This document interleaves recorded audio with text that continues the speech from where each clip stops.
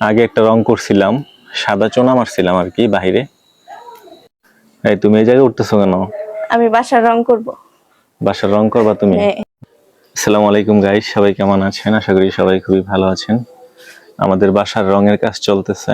এখনো শেষ হয় নাই, আরো কয়দিন লাগবে? মাত্র তো শুরু। 4-5 দিন লাগবে। হ্যাঁ, এরকমই লাগবে। এই তুমি এই জায়গায় উঠতেছো কেন? আমি বাসার রং করব।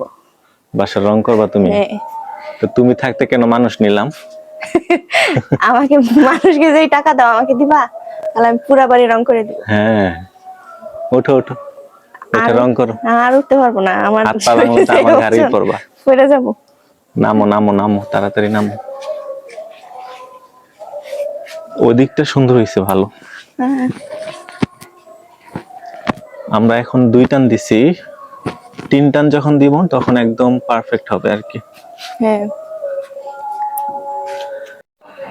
আগে একটা রং করছিলাম, সাদা চোনা মারছিলাম আর কি বাইরে। তো ওইটা একদম নষ্ট হয়ে গেছে, তার জন্য আবার নতুন করে রং করা।